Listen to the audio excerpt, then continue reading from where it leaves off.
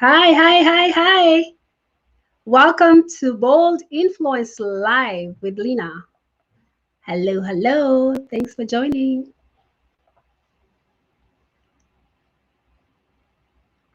Welcome, welcome, welcome. We thank God for this opportunity. We thank God for allowing us to be here tonight. I am so excited you could join me. It's 8 o'clock. Why am I feeling this way? I hope you guys can hear me well. I'm so excited that we were blessed to get through Nurses Week. And for everybody tuned in, thank you so much. Thank God again for being here. We will get started right away. Being that we just concluded Nurses Week was from May 6th through May 12th. We must celebrate nurses, especially now that they're at the front line and everybody's looking at them to fight this coronavirus, get us through the pandemic. So I wish you peace. I wish you life. I wish you good health. And I must acknowledge all the people that make the nurses shine, the ones that fight with the nurses, whether they're the physicians, the respiratory therapists, the CNAs, the janitors, the housekeepers who keep disinfecting the rooms, and of course, the patients who make us have a job, or the reason we take care of them is what feeds our families. So having said that, I know that the whole world knows that 2020 was declared the year of the nurse. So why not bring you a bold nurse who's actually doing more than just fighting at the front lines? So today, the whole world is listening and cheering all nurses on, and especially Miss Jean Ayacko. And so while I invite Miss Jean Ayacko to come on, hi Jean, that's okay. You need to hydrate. Hi. So, hey, hey. So before I bring Jean and invite her to say salutations, thank you all of you that have joined us from all networks, whether it's Facebook, and Jean, you can share to your wall, whether it's from Kenya, from Kenyan Report, where Miss Jean is a host and presenter, whether it is my page, Lyna Nyamwaya, YouTube, we see you. Thank you for joining us. So, you know, as Bold Influence Watch, the reason we created this is to highlight the bold leaders in our communities. And Miss Jean, as quiet as she is over here, she's considered one of the bold nurses who are actually fighting in the front lines. It would be remiss of me to acknowledge nurses, being that I am a nurse, an African nurse in America. And so, having said that, there are about 2.86 million nurses in the USA. That's according to the American Nurses Association, but also according to the Bureau of Statistics. And I must say that I had to look up, now that we are global citizens, Jean and I, we are not just Americans. We were born elsewhere and raised here. I like to say the World Health Organization says that there's 20.7 million nurses and midwives all over the world. That's a lot of bodies. But guess what? That is not enough. There's a lot of shortage of nurses, a big shortage of nurses in the future. And if you want to know how much we make and why we do what we do, I'm sure you're curious. A lot of people think a lot of nurses make a lot of money. We actually don't, considering how much work we do and what we do. And Ms. Jean is nodding. You can look at the US. If you live in America, you can look at the Bureau of Statistics to see per state how much people make. Having said that, there's 80 of you. I am super duper excited if you just want to join me to welcome Miss Jean Ayacko, an African nurse, an immigrant nurse from Kenya, like myself, the founder and president of Queens of the Nile, which is an African, that's a network of women, and she can expound on that are focused on helping Western Nyanza, Kenya. Also, she is a co-admin of KWITU, which is the Kenyan Women in the USA. She's the host and presenter of the Kenyan Report, which has a huge following and brings news and a lot of discussions on what's happening, not just here, but for the diaspora and abroad. Having said that, more importantly, she's a registered nurse, a BSN prepared registered nurse in the state of Texas, and she's serving currently as a charge nurse, so a nurse leader on her unit fighting the coronavirus. And I can't wait to hear what that is like when we get there. Without further ado, sasa jina yako? Poa. Poa. All right. Who is Jean? Okay, first of all, I hear an echo. Do you hear Oh, the echo? Do I need headphones? you could maybe because you're on a cell phone, but I don't think I hear an echo. For me, I don't. Just ask them if it's okay. Anyway, oh no, I don't hear it. Thank you Okay. so much. Okay. Lina, first of all, thank you so much for inviting me to this platform. Thank you so much for honoring me and inviting me here, because I'm always the one on the other side interviewing people. And so it's kind of, should I say awkward for me? But I'm just me. I'm just going to Yeah, be me, guys. No pressure. So who's Jean Ayacko? Jean Ayacko is a lot of women in one. I like that. I'm a daughter. I'm a sister. Mhm. I'm a registered nurse. I'm a born again Christian. I love God. I love that. And I'm a leader in the community. I'm the founder and president of Queens of the Nile. Yes. I'm a co-admin in KWITU. I'm a lot of things. I can't even think of them. And I am, last but not least, the most important one is I'm your friend. If you're a woman, I'm your friend. Of course, if you come wrong, you're going to get wrong. Let's keep that for another day. But I'm a friend. I support women. I'm pro-woman. I'm a pan-Africanist. I am pro-Africa because I believe we are one of the richest continents. And at the same time, I'm pro people developing themselves and getting those opportunities. So as much as I'm a pan-Africanist, I'm also pro-immigration. You can go to other countries and tap into these opportunities, you know. So yeah, I think that's me in a nutshell. Froze. All Yeah, is right. there anything It you want froze a me to little bit, expound but I on? love. Oh no, I love that. I love that, and I want to put you on a test. Then you've told us that you're a daughter, you're a sister because you got siblings. You're a friend to women, and I want to add that you are a friend to men that support women. Because as Yes. long as they advance your agenda and our agenda in making sure that there's gender equality and addressing it within, equity, yes, we want to acknowledge those. Having said that, it is Nurses Week that just concluded, and the reason I brought you here is because I consider you a bold leader in your space. Having said that, why nursing? How did you end up in nursing? Okay. So, I'm honest and I shoot straight. Honestly, I never wanted to be a nurse. Oh, Okay. I'm not going to lie to you. I yeah. always wanted to be a doctor. I was supposed to go to University of Nairobi to study medicine, and an opportunity presented itself for me to come to the United States. And then I was supposed to study computer engineering. Wow. And then I was like, no, I want something that aligns to healthcare. Yeah. I want to serve. I want to be there for people. So I got into nursing school, and my journey was very interesting. And I will share it later in this broadcast. And for any Kenyan woman or any immigrant woman who wants to join nursing school, you might want to hear briefly about my story, how I got into nursing school. But I got into it and I fell in love with it. I still remember the first time I actually was in a hospital environment and how scared I was. I had to take up a job as a CNA, as a patient care assistant. And it really opened my eyes into the nursing field, and it helped me appreciate nurses and CNAs and doctors. And I just saw the diversity of healthcare and how we work together for patient-centered care. Yes. And it was just amazing. And so, yes, I got into nursing. I graduated with my bachelor's degree from Binghamton University in New York. And here we are today. It's been 13 years. Oh my God, it's been 13 years. Happy anniversary, 13 years. That's a long time. But I know. the beauty of nursing, as you and I know, that's a beautiful journey. You started out with dreams of being a doctor. It's never too late.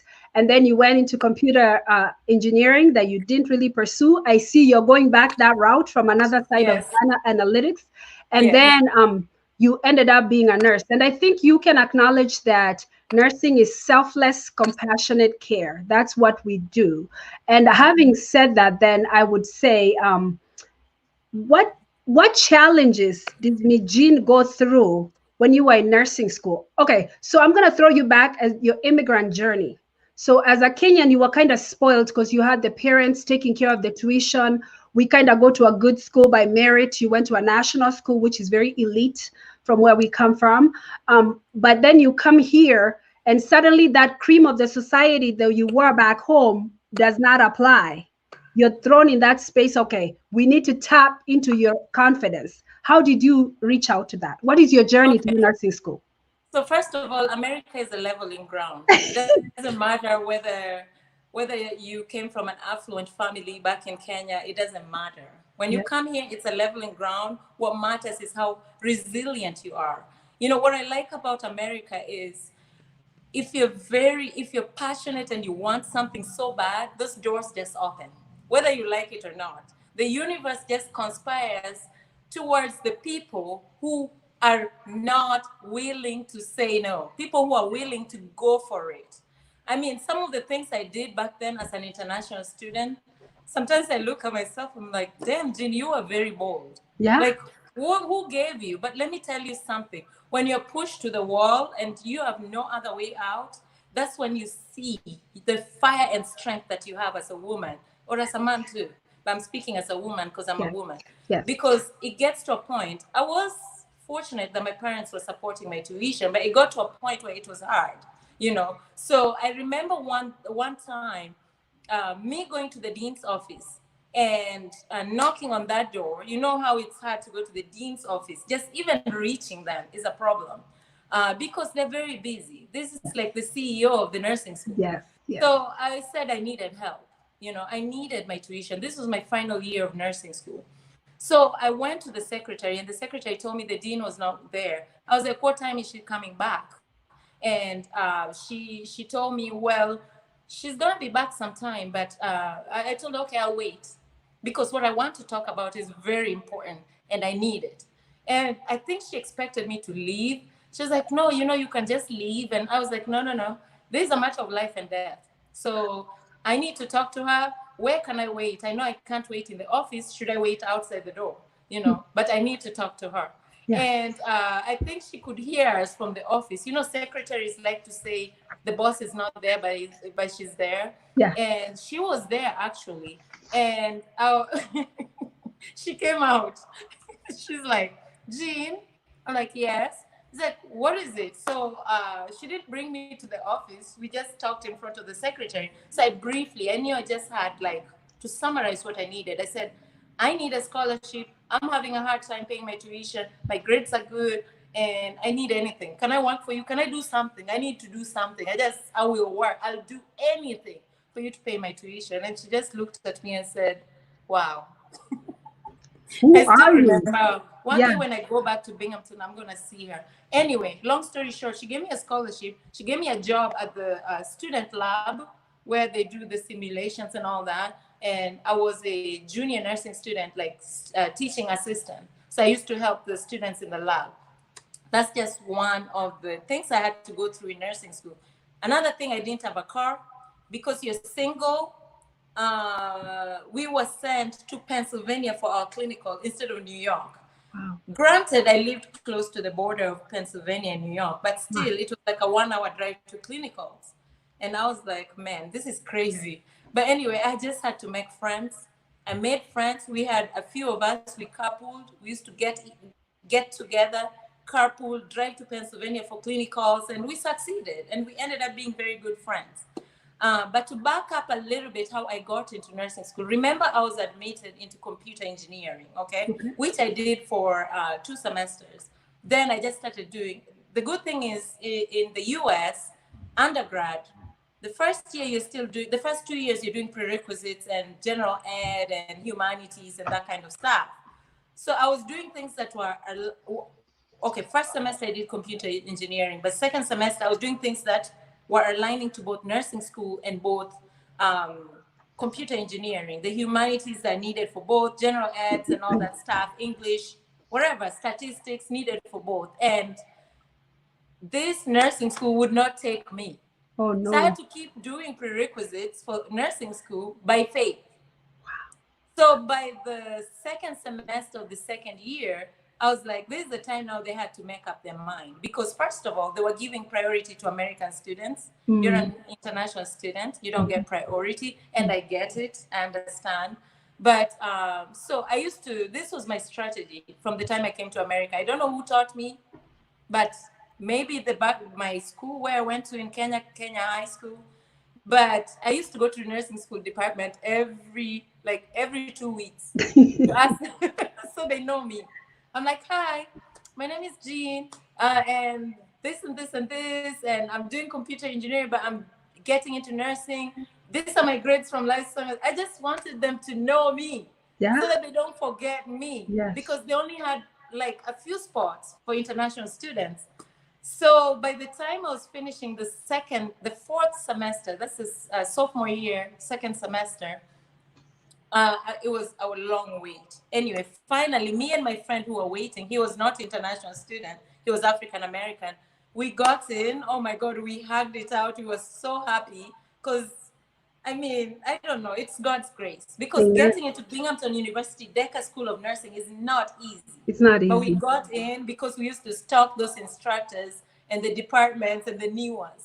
Wow. Wow. So That's my a thing is, journey. it's an interesting journey. And so if you're a nursing student and you're trying to get into nursing school, make sure you're known and you're not forgotten. Yeah. Make sure you're visiting those schools and talking to them and asking them all these questions. And I, yeah, I love sorry, I that. think I talked too much. No, I love it. We love stories and we want to hear those stories because they're probably encouraging somebody somewhere who's about to give up. And just to kind of touch on, I love leadership nuggets. Just to touch on what you touched on, you got to come back and expound on that another time. But I'm thinking about your journey from where you were the underdog as the immigrant student. Your opportunities were very limited, but you made sure from persistence to being stubborn to being showing up and not giving up. It paid Yes, off. So persistence pays, if you want to remember that. And then looking at absolutely. how she touched on her faith.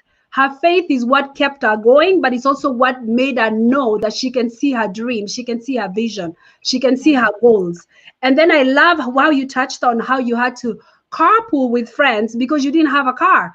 And even reaching about the time for today with coronavirus, people have to be resourceful. People have to be creative and innovative. You thought about what you had to do to get to your clinical site. So I just want to say that and remind those who are watching, it's not who you know. It is who knows you. She knew that from the Amen. beginning to go and make her face visible at the nursing department to be like, I'm here. I need in and knock on those doors and it shall be open to you. Not that I'm going to be carried away by your story, but I love it. And I want to say also, despite everything you've seen through going the challenges of going to nursing school, you passed your boards, you're an RN working alongside everybody else that went through your a similar challenges of nursing school. But then my next question for you, as a frontline nurse now, having grown through that novice nurse who knew not so much, learning and practicing and every day kind of doing the same thing, but making sure that you're being excellent in your service, in your clinical service. And then suddenly you're in this space of leadership. Now, people who may not understand, a charge nurse, you can tell us what they do. But in America, most people start out as a CNA, which is a certified nursing assistant. Basically, you assist the nurse. Some people choose a shorter route of 1 year training to become a licensed practical nurse. And then you go further for 2 years or 4 years, you become a registered nurse. You can be a 2 year, which is an associate prepared nurse. You can be a 4 year, which is what Miss Jean is you go undergraduate at a university and you become a nurse. But that's not how you become a nurse. She had to take the state exam to become board certified, as board licensed and registered as a nurse. Having gotten there, we have heard a lot of horror stories with corona. Thank you for all you do. And thank you for everybody fighting out there at the front lines. I always tease the community that the hospital is not your front line. It is your last line of defense. By the time you get admitted and you're going to be intubated, I'm sorry, that's not your front line. That's the last line. You're the front line to protect yourself with masking, social distancing, washing your hands. Make sure you're doing all that. So we are not here to remove that. We're here to just share what's going on. So, Miss Jean, what are you seeing at the front line? And how do you advise us to stay safe? I don't even know where to start with that. Oh, So my unit at my hospital, it was a neuro stroke unit, and then of course we were faced by the pandemic, and then of course the safest way for any hospital to handle COVID-19 is to have a designated unit, a protected area to handle COVID patients. So our unit was picked to be the COVID unit. And to be honest with you, I'm not going to lie to you. My first reaction was like, God, why? wow. Like, why, God? Yeah. Why? Yeah. Like, I thought it was the other unit. Now they're making us the COVID-19 unit. Why? What did I ever do wrong? Then I felt as if God was telling me, why not you? Why You not know, you? didn't I call you into this? Didn't I call you to service? So, yeah, this is what it is. But to be honest with you, when God makes some decisions over your life, at the beginning, okay. Let me back up a little bit. My relationship with God is a father-daughter relationship, just the same way I relate with my earthly father. I ask questions. I debate him. I don't feel like he's angry at me. I feel like he loves me very much. So when this happened, I was confused, and I was like, man, maybe I need to take a vacation. Maybe I need to take my PTO for a Right? few. Then I was like, okay, what if coronavirus ends next year? How Right. long is this PTO gonna be? You're Right. gonna run out of PTO. So I was like, you know what, God? Your word says, I set foot in this country and you're going to prosper me and I own it. So no, part of that prosperity is not dying. So no, I know I'm not gonna die, whatever I like happens. that. So I became bold in that moment. The first week was hard because we're used to, this is United States of America, we're used to using PPEs a certain way. You use one mask, throw it away, get another one, get in the room, you're out, throw it away, get another one. But now you're required to use one mask per shift and until it gets soiled, Wow. you know or gowns we could change, but now we're using reusable Reusable gowns, gowns. Yeah. and you have to clean it up if it's soiled. If it's too soiled, then you get another one. Mm. So all these challenges are, I guess it humbled me, because I'm like, were we wasting stuff? Because so far, by the grace of God, so far, none of our nurses has COVID-19 in my unit. All of us, regardless of shortage of PPE, we're healthy and we're good by God's grace. What we do during shift huddle as a leader, after I tell them my expectations of the shift, we pray. We pray. And I thank God that I work for an organization that allows us to pray. We pray at the beginning of the shift, we submit everything to God, not just us, but our patients and loved ones, and then we start working. It's been very humbling for me, more so humbling seeing people fighting COVID-19. Guys, this is real. And I'm telling you the truth, this is real. And that's why when you hear nurses saying, be safe, stay home, Mhm. don't go out there when it's not Mhm. necessary, it's the truth. This thing is real. The thing about COVID-19 patients, they crash very fast. Mhm. 1 minute you're talking to them, you step out of the room. When you look through the window, through the vital sign machine, they're crashing. The Mhm. oxygen is dropping. Mhm. So you have to be an alert nurse, Mhm. observant all the time, checking on your patients all the time, and doing the appropriate interventions quick. The good thing is doctors, nurses, RTs, PCS are working together right now. It's such a formidable team. Right now, it's like when you call a doctor and say the O2 sat dropped and I've done this and it's still dropping, they know to call the critical care team, move the patient to ICU. We are not wasting time. And I think Methodist Hospital has done an excellent job. I give kudos to them. Of course, like any other disease, people are dying. It's a scary disease. So that's why you need to be safe. When you talk to a lot of patients who have COVID-19, they will tell you the last place they went to is the grocery store. I know. So don't go to the grocery store just to go. Right. Please stay home. If you need to go to the grocery store, do your bulk shopping, guys. Right. Enough so that you're not going all the time, going touching things, touching your face all the time, going without a mask, or you go with a mask but you're not observing social distancing. You know, be very, very self-aware. This thing is real, Right. you know. Mm-hmm. Yeah. So it's been challenging. It's been emotional, not just for me, for my staff. Um, I'm not going to go into specifics, especially because now I've named my organization, but it's a very humbling moment right now. So Yes. people, I'm just telling everybody, be careful Yes. and treat your body as a temple of God. Mhm. Yeah, your body needs you. Yeah. And we thank you for being honest and authentic, and we love when people come as a whole to our show. Obviously, we understand that not everybody believes in God, and not everybody reveres God the same way, and we respect that. But we also honor you for what you believe in, and that's just being you, because you cannot, most of the time, you don't want to separate who you are from who you are. So Yeah. having said that, I think that Miss Jean's hospital and her staff is very fortunate that they haven't had to be infected or face death on their unit. I can tell you from here in Minnesota, we like when I looked last night, we had about over 1,300 healthcare workers that have been infected by corona. I don't know your numbers down there, but I It's a also must lot.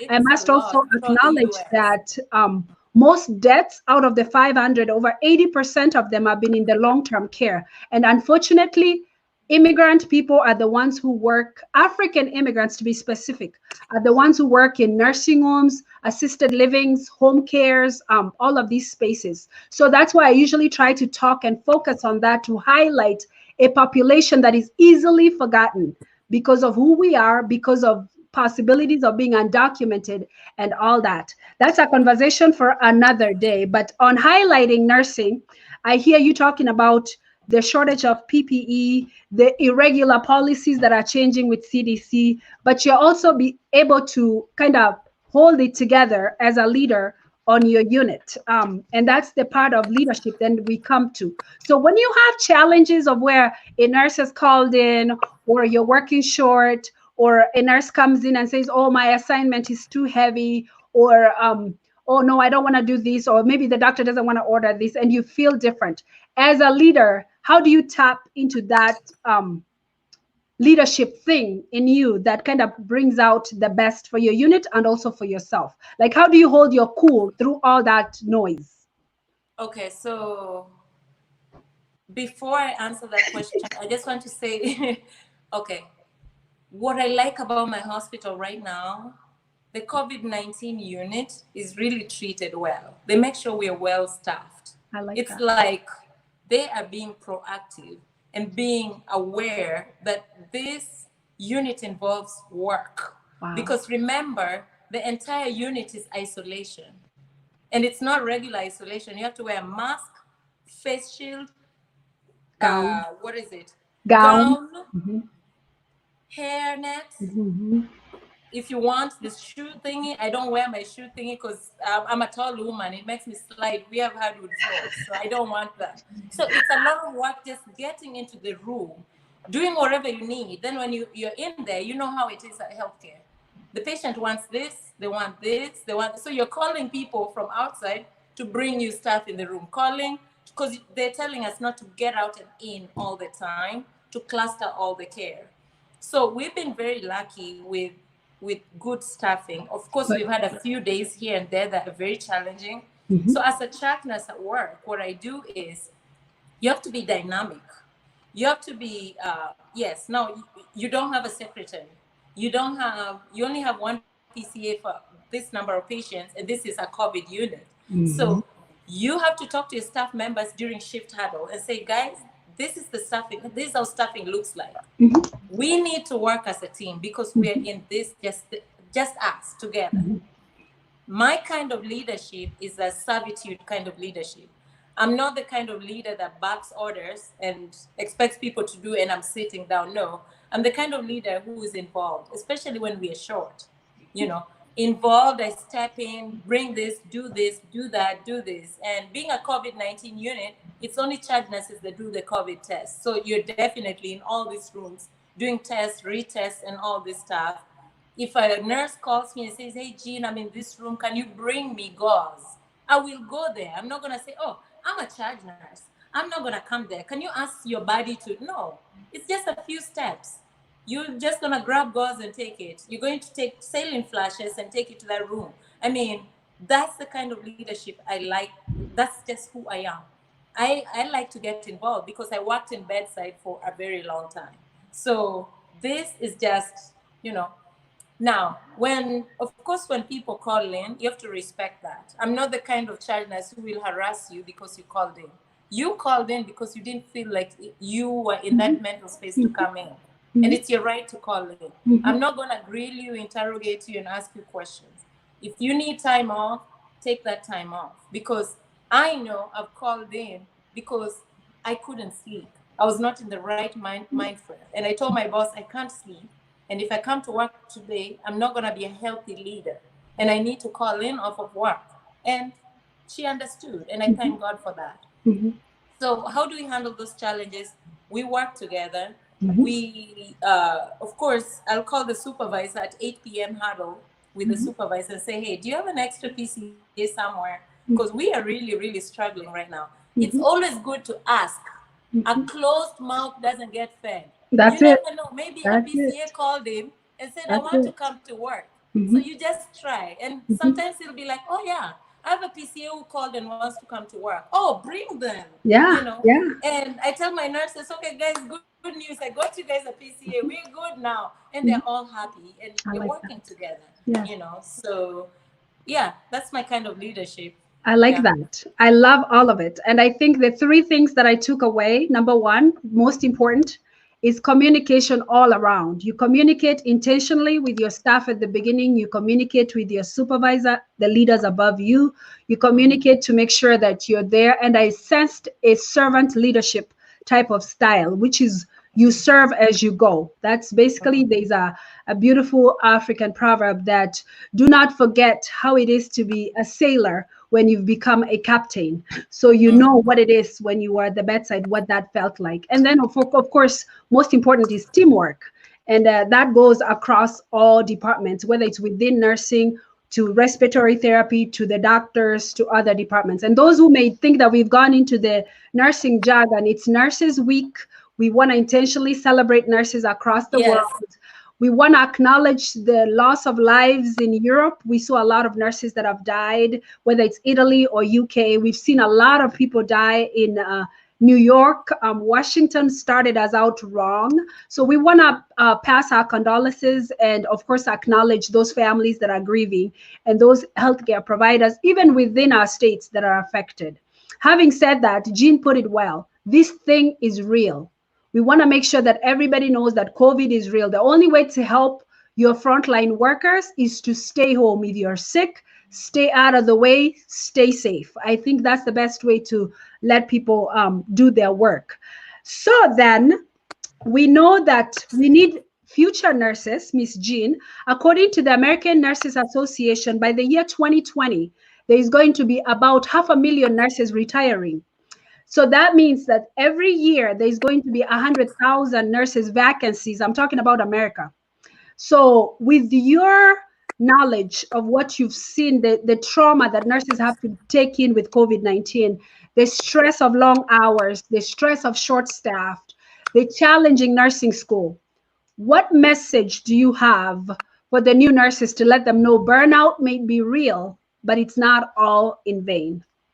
Yeah. Okay. So I feel like other than COVID-19 is one of the moments that tested us as nurses to the core. But we've also dealt with a lot, not just COVID. We've dealt with a lot of things. Remember, there was the H1N1. Of course, it wasn't as big as COVID-19. We deal with a lot of issues at work. Yes. Burnout is real.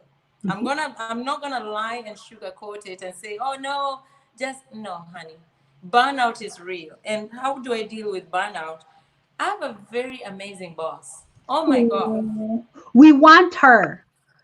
I have the most amazing boss, guys. And just talking about her makes me teary eyed. Oh, that is so First of cool. all, she's a pastor, Oh, wow. she's a minister. So she Oh, gets me, okay? And she gets us, you know? And of course, we have nurses who are not Christians. So she's not like, oh my God. No, no, no. She's very, like, you can just see the kind of wisdom that she has. It's amazing. For me, I always tell my boss, like, beginning of March, I was going through hell. I'm not oh, gonna lie to you. I was oh, going through a very rough time, oh. and I love that my boss, I can just go to her. Actually, it was February. I told her by March 1st, I really need to take PTO. It was a short notice. You know, in nursing, you have to give a very long Request. request Mhm, early in mhm, advance. mhm. But this was February, and I'm asking her that I need to take March off. I need my brain to rest. I need to take care of Jean. Because if I don't take care of Jean, then she's not going to be a good leader.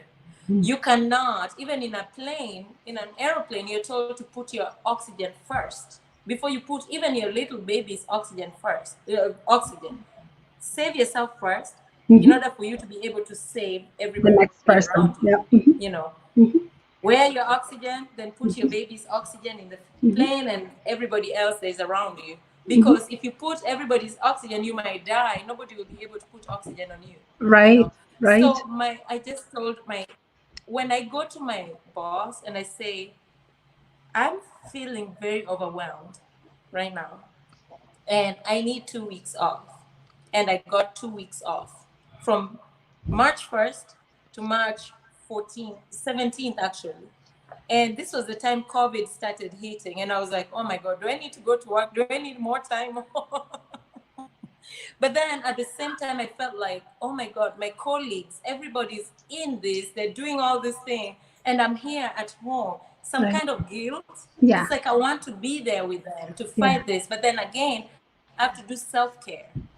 So in nursing, it's okay to take a break. Even if it's a week, I make sure every month I have that 4 days off stretch where I'm just doing my Doing own nothing. thing, just being in my house, Mhm, chilling, mhm, Netflixing, having mhm, my glass of wine, mhm, relaxing, mhm, going to the spa, just clear my head out of any work related thing. Burnout is real, but mhm. girls, nursing is so diverse. There's so many opportunities. You don't have to work bedside, but the first year you have to be on the bedside, honey. There's Mhm, no shortcut. mhm, Bedside, we have OR nursing where you work in the operating room with the doctors.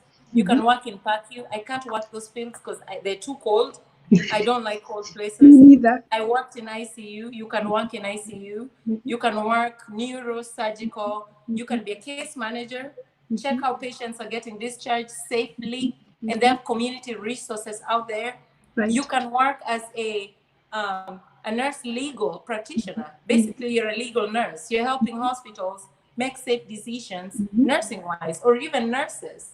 You know, mhm, making sure we're okay with the state laws and mhm, okay with nurse practice laws. mhm, You know, there's you can be an IT nurse, mhm, you know, which you guys have seen me talk about a lot. mhm, You mhm, can be an IT nurse. Your job is to be a data analyst for the mhm, hospitals. mhm, Nursing is so diverse. You don't have mhm, to be at the bedside all the mhm, time, mhm, but you need to understand humanity. mhm, Even if you're going to IT or legal, you have to mhm, understand the human body, mhm, its response to disease. mhm. You have to understand what things to watch for in each patient, because Mhm. you're still a registered nurse, Right, regardless of what you pick to do. right. Mhm, So if you feel burnt out by one department, mhm, like neuro is just too much for you, mhm, honey, move on to something else. Get a mhm, mentor, shadow mhm, somebody. You mhm, know, try and look at something else. You can go to mhm. endoscopy where they do colonoscopy, Yeah. EGDs, and that kind of stuff. Mhm, mhm. Or you can be a supervisor in a hospital, but you need experience for that. You know, so nursing is very, very diverse. You can work for the United Nations, Mhm. which I was hoping to get into one day. You know, You will. You they will. need nurses there. You Yeah. don't have to work in a hospital to be a nurse. You can be a school nurse. You know, if you have little kids, your kids go to a certain school, You can go Apply there there, with be a them. school nurse there. You Yeah, can bond with your kids while taking care of yeah, kids. that's You right. know, That's you right. can be anything in nursing. That's the diversity is what I like about nursing. So if Nursing, you're yeah, trying to apply to nursing school, go for it. If you don't like people, don't apply to nursing, yeah. please. Just Hmm. go to another Straight field up, straight because you up. can't. I see people saying, I don't like people. I'm not a people person. Okay, Then don't then go to this is nursing. how you feel because Yep. people are on your face all the time, Hmm. all the time. Family members, Hmm. patients, the CEO. Our CEO does random rounds in units. Wow. Hmm. You don't expect it, and all this stuff. Yeah, So, but I believe wherever the mind conceives and believes, it can achieve. that's If right. you want it so bad, trust me, doors just swing open. You Hmm. know, I Hmm. don't want to go into preaching mode because of the audience, but yes. Yes, and we love that because that's you and that's you sharing your tips for the aspiring nurses. And I love how you touched on the diversity of nursing to showcase the many opportunities that you can have. And I love what Miss Jean said about knock and the door shall be open. Sometimes you have to shove the door a little bit, like she did with our nursing entry. You got to be there. You might knock and they might not say yes. Sometimes you have to push the door just a little bit to say, hey, I'm over here.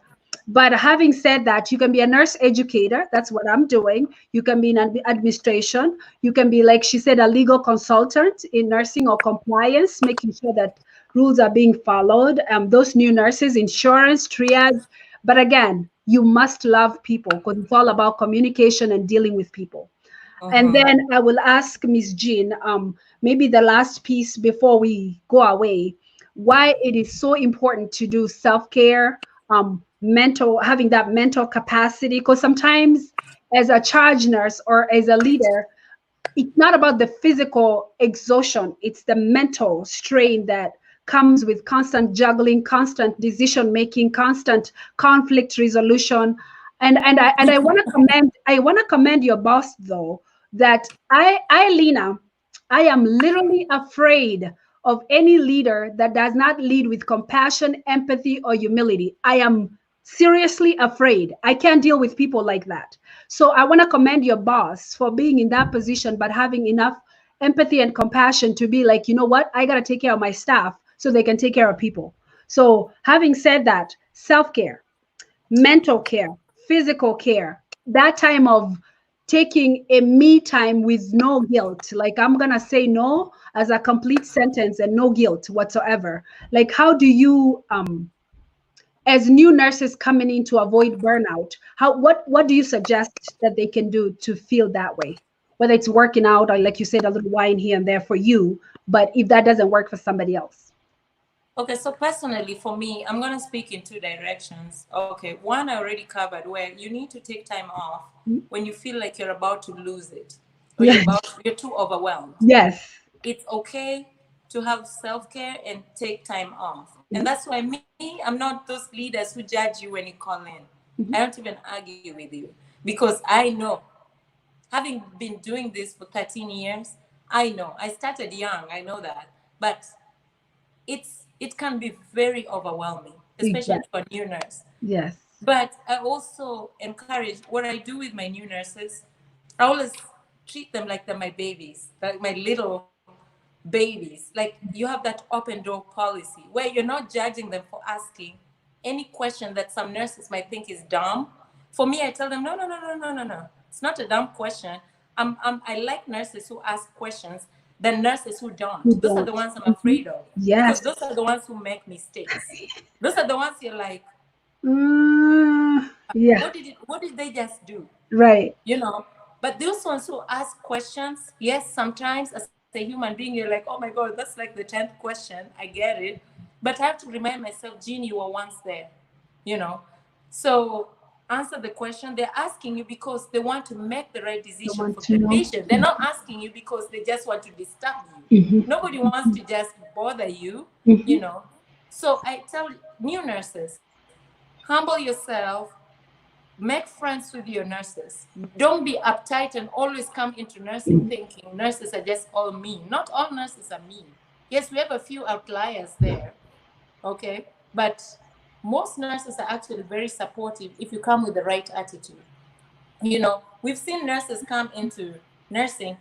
Well, I'm only doing this, then I'm going to this, and I'm gonna be out of here. And I'm like, honey, humble yourself Mhm. and learn the ropes. You know, I always talk to them. Humble yourself, learn the ropes, learn from people's wisdom, then you can fly out. I have no issues with people growing. Mhm. Grow. In Mhm. fact, grow. Soar high. Mhm. But be someone who's teachable. Mhm. Don't be a defensive nurse who thinks she knows everything. Mhm. Don't be a nurse who doesn't want to learn or to hear other people. It's okay not to know things. I learn things every day at work. I mean, every single day I'm learning something.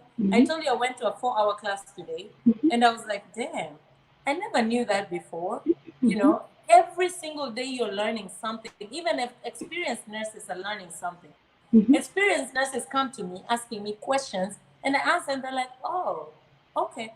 It's a learning. Be humble, be willing to learn, be teachable, be friendly, chatting to people. Like, I think I've really, really nailed that point. Yeah, yeah. So the key point is ask questions and be open to learning. We call that cultural humility. You can never be confident and comfortable enough in something that is not you. So even yourself, be open to the transitioning and changing. Who knew that students will be learning clinicals online when that was never even an option? So having I said know. that, yeah. So, having said that, thank you to our viewers from all over the world who've tuned in to hear Miss Jean, the bold RN she is. Is there any initiatives you're championing right now, whether it's going through coronavirus, community help? Is there anything that you would like to say, and that would be your parting words?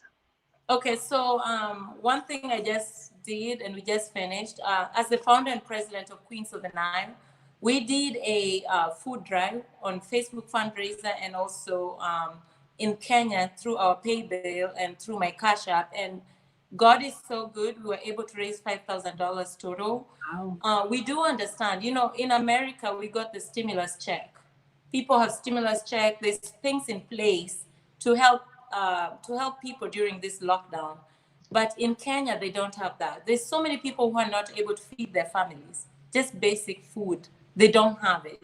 So what me and my organization, Queens of the Nile, which is a registered NGO in the United States, by the way, we are 501c3 status, nonprofit, so you Good. can get your tax return when you donate to us. Nice. Um, what we did, we collected this money, and right now we're finishing phase one. We did it in two phases. We went to Naivas, Umoja, bought food. For each family, we're buying 10 kilos of unga, rice, 5 kilos, beans, green grams, cooking fat, and that kind of stuff, like the basic things, salt, soap, things that people can't afford right now, things that can push you for at least a month as you figure out what to do next. We package them into care packages, and the ladies or the families that need help will go there with their with their IDs, pick up their packages, and go. These ladies have to reach out to me. If you know anybody who needs help or needs food in Kenya, reach out to me in my inbox and I will add them to the list for phase two because we are rolling out phase two starting next week. Wow. We have two things. We are not able to go out in other parts of the country. So people who are far away that we are not able to reach from Nairobi, we're sending them money like a gift voucher that they can use to go buy food from supermarkets and just sustain themselves because logistics and lockdown is not enabling us to go to other parts of Kenya and do the same thing. I'm really, really grateful to all my friends who contributed to this worthy cause. It's really touching lives.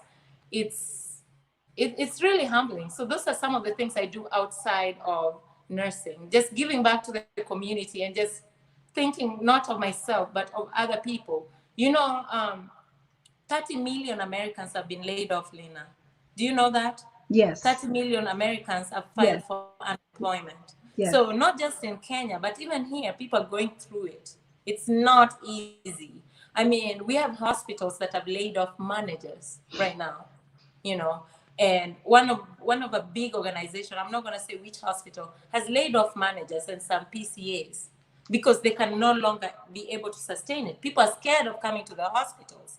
How do hospitals make money when you come to the emergency room and get admitted? But people are sucking up their diseases at home and doing telemedicine at home instead of going to work to the hospital because they're scared they're going to get COVID-19 in the hospital, when in the real sense they should be scared of going to the grocery stores. They should be scared of going to the one person I spoke with got it in a bank. They went to the ATM. That's the last place they went to. So what was I saying? Like, we need to just be not just be mindful of ourselves. And this is the job security we were talking about earlier, Lina. At least one thing we registered nurses have right now is job security. People are losing jobs out there, but we are here, and we are standing to tell our story that we still have jobs. Right. And it's not that we are special, it's just that there's this shortage and need in healthcare. So I love that. And I love that you said that because I recently posted something about we may be going through the same pandemic differently, meaning that those who have a job are very fortunate and must be grateful for it. However, a lot of people lost their jobs. Those who have food should be grateful they have a meal, but there's a lot of people that don't have food. Poverty is putting people in a very sticky situations.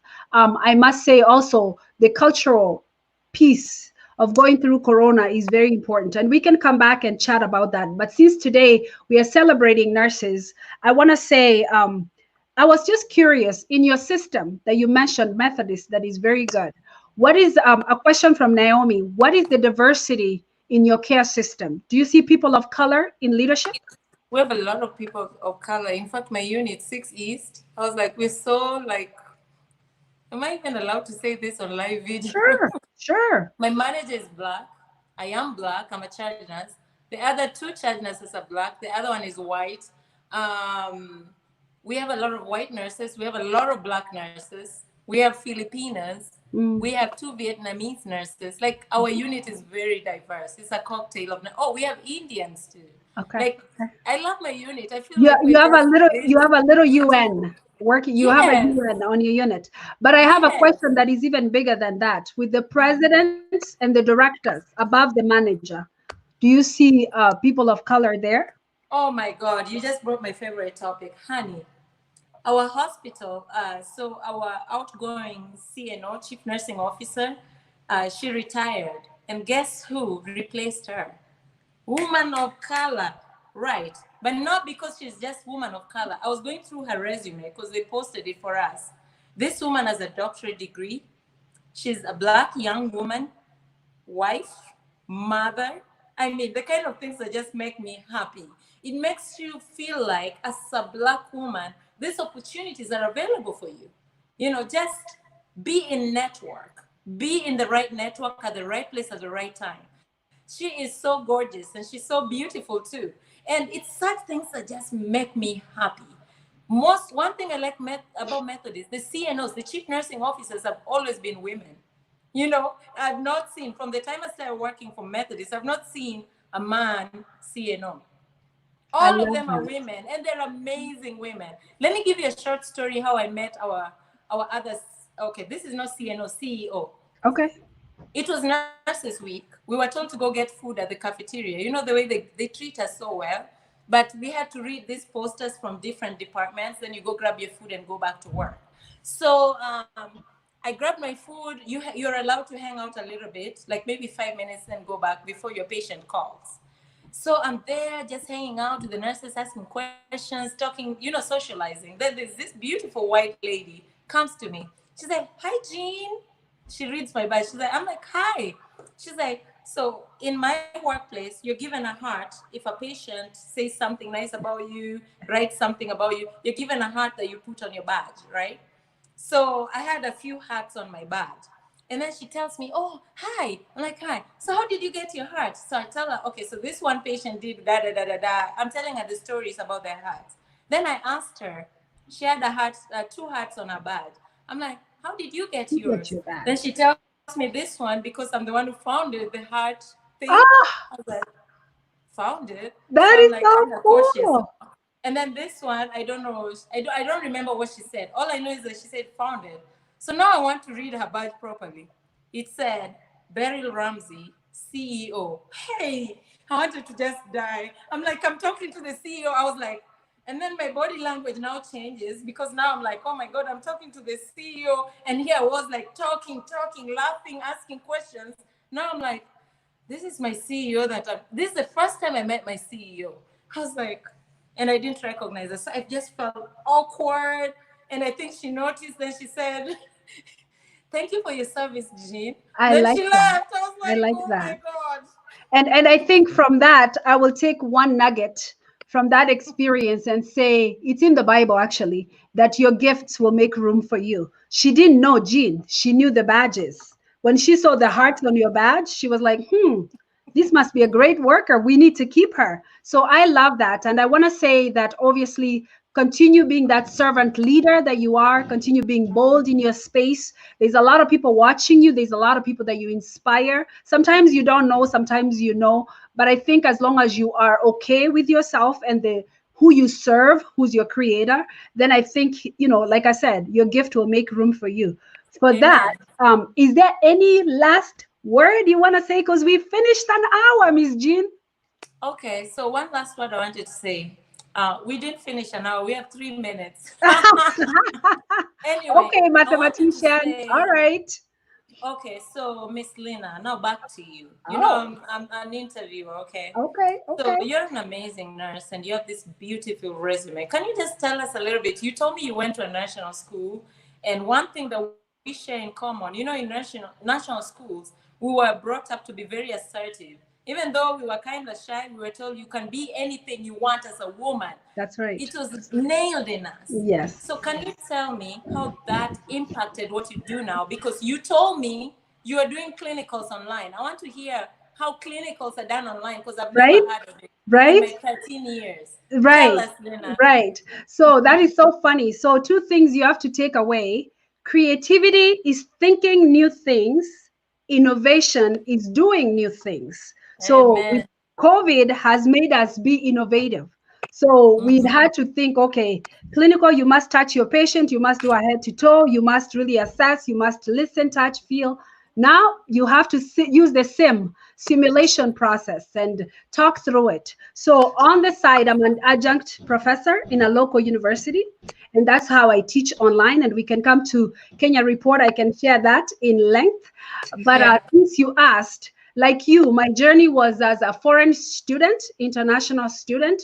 Like you, again, with that foundation, I believe we had a great foundation in Kenya that made us be very persistent and determined, and having that faith that we share in common. Again, being raised at a Seventh-day Adventist, you are pushed to know that God comes first. No matter what you do, if you put him first, he's going to win the battle for you. So I think that that carries me every day. And I think I look for people that revere, see themselves as less than, and know that God is bigger than. So that way, that humility carries you in different spaces. We can come back and talk. And I think Miss Patty talks about simulation is exciting. Yes, we've had to do a lot of online learning. I feel sorry for the new nurses, especially the fundamental group that have had to learn nursing in that way.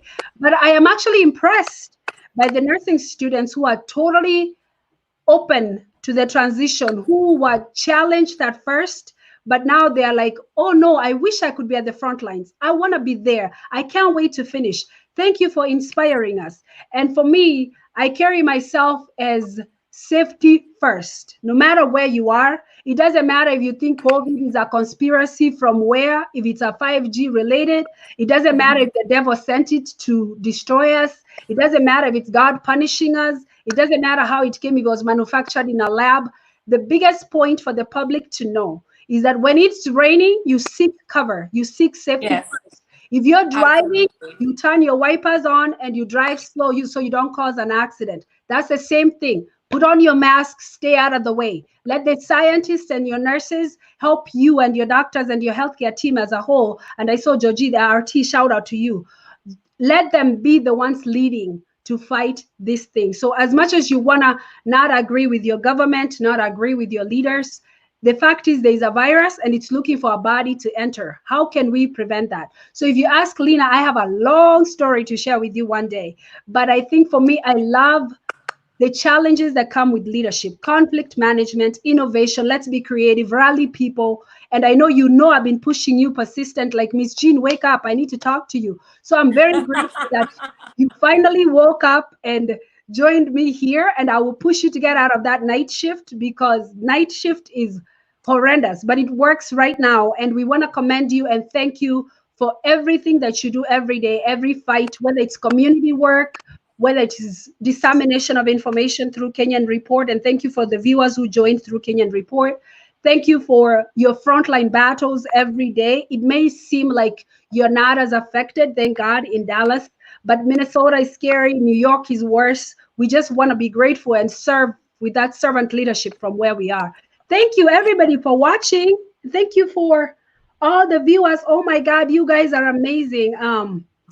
Jean, Ayacko is complicated more than Facebook status. Oh, that's oh, so I see funny. that. Anyway, thank you so much. So we thank you for coming out and sharing the night with us. And it's 9:01. Miss Jean, take care. Have a good night. Let's do this again.